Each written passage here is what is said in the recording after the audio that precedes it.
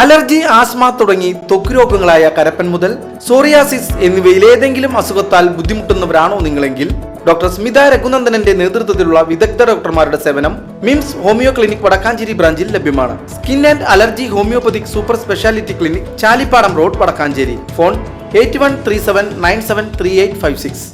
Chittanda Badariya Masjid and Hidayathul Islam Madrasa കമ്മിറ്റിയുടെ നേതൃത്വത്തിൽ വർഷങ്ങളായി നടന്നുവരുന്ന മഹ്ലദുൽ ബദരിയ ആത്മീയ മജ്ലിസിന്റെ വാർഷികവും ഇസ്ലാമിക ചരിത്ര കഥാപ്രസംഗവും ചിറ്റണ്ട ജുമാ മസ്ജിദ് മുദരിസ് ഹാഫിൾ സുലൈ അസ്ഹരി പൊടിയാട് ഉദ്ഘാടനം ചെയ്തു.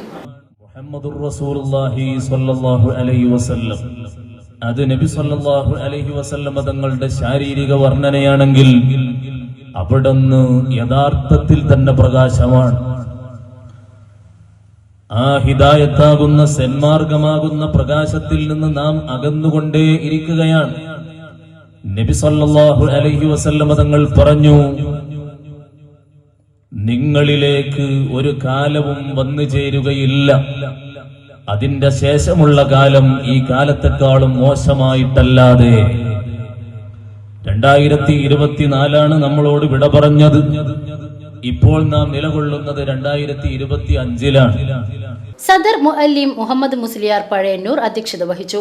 ചിറ്റണ്ട മഹല്ല് പ്രസിഡന്റ് യൂസഫ് ഹാജി, ചിറ്റണ്ട മഹല്ല് സെക്രട്ടറി ഹനീഫ എന്നെ, ട്രഷറർ സെയ്ദാലി കുറ്റിമൂച്ചിക്കൽ, ഹിദായത്തുൽ ഇസ്ലാം മദ്രസ അധ്യാപകൻ അസീസ് സഖാഫി എന്നിവർ ആശംസകൾ അർപ്പിച്ച് സംസാരിച്ചു.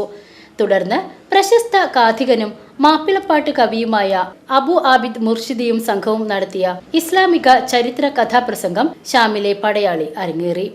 ബദ്രിയ മസ്ജിദ് ജോയിന്റ് സെക്രട്ടറി ഫാസിൽ, ഹിദായത്തുൽ ഇസ്ലാം മദ്രസ സെക്രട്ടറി ഹക്കീം എന്നിവർ പങ്കെടുത്ത് സംസാരിച്ചു. VCV news, Chittanda.